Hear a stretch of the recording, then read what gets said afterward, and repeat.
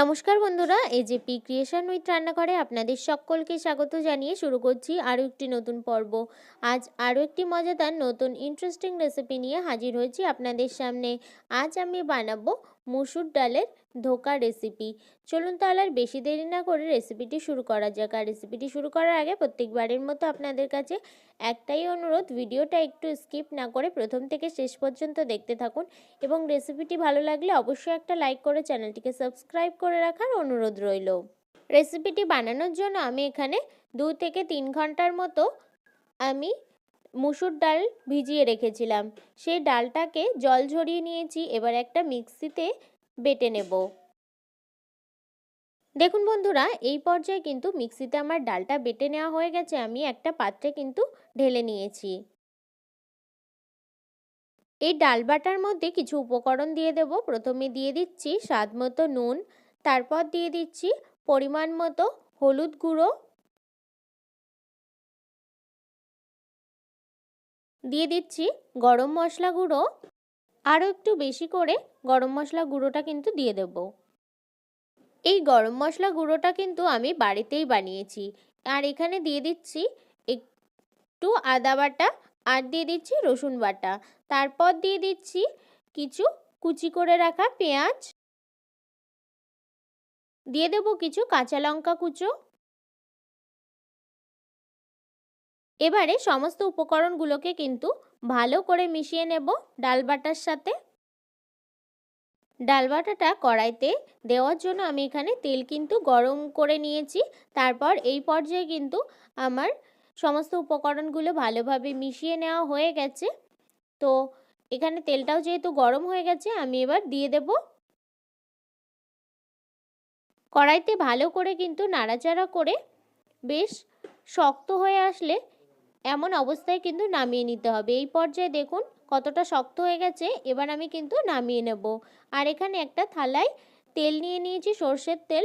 এই তেলটা কিন্তু ভালো করে সেট করে নেব, অর্থাৎ মাখিয়ে নেব পুরো থালাটার গায়ে, তাহলেই কিন্তু ভালো উঠবে।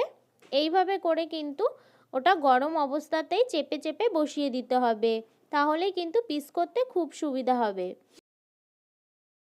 আর এখানে আলুর খোসা ছাড়িয়ে কেটে জলের মধ্যে দিয়ে রেখেছিলাম, এই আলুগুলোকে ভেজে নেব। তার জন্য আমি এখানে কড়াইতে তেল গরম হতে বসিয়ে দিয়েছি, আর ওটা কিন্তু ওই থালাতেই সেট হতে থাক, তার মধ্যে আমি আলু ভেজে নেব। তো এই পর্যায়ে তেলটা গরম হয়ে গেছে, আমি আলুগুলো দিয়ে দিচ্ছি। আলুগুলো বেশ লাল লাল করে ভেজে নেওয়ার জন্য আমি এখানে দিয়ে দিচ্ছি স্বাদ মতো নুন, আর দিয়ে দিচ্ছি পরিমাণ মতো হলুদ গুঁড়ো, দিয়ে আলুগুলোকে কিন্তু বেশ লাল লাল করে ভেজে নেব।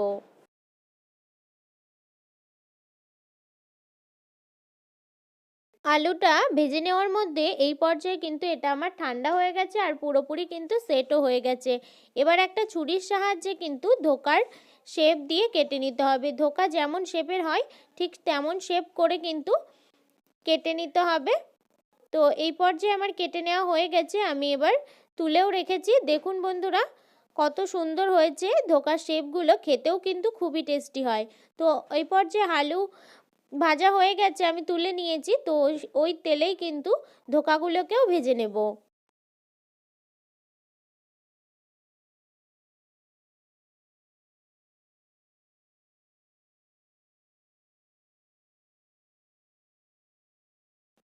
এই পর্যায়ে ধোকাগুলো কিন্তু আমার ভেজে নেওয়া হয়ে গেছে, উল্টে পাল্টে আমি ভেজে নিয়েছি। তারপর বাকি ধোকাগুলোও কিন্তু ওই একইভাবে ভেজে নেব।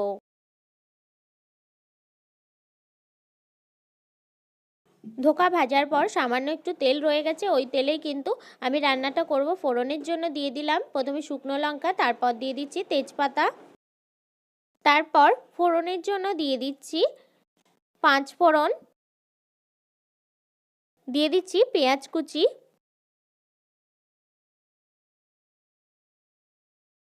পেঁয়াজ কুচিটা হালকা একটু ফ্রাই করে নিয়ে তারপর এখানে দিয়ে দিচ্ছি আদা রসুন একসাথে বেটে রেখেছিলাম, সেই আদা রসুন বাটাটা।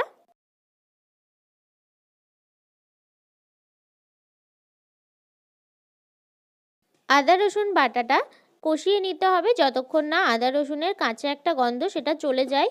আর এখানে দিয়ে দিচ্ছি সামান্য একটু জল মশলাটা কষিয়ে নেওয়ার জন্য, আর দিয়ে দিচ্ছি নুন, পরিমাণ মতো হলুদ গুঁড়ো, তারপর দিয়ে দিচ্ছি লঙ্কা গুঁড়ো, দিয়ে দিচ্ছি জিরে গুঁড়ো, তারপর দিয়ে দিচ্ছি ধনে গুঁড়ো,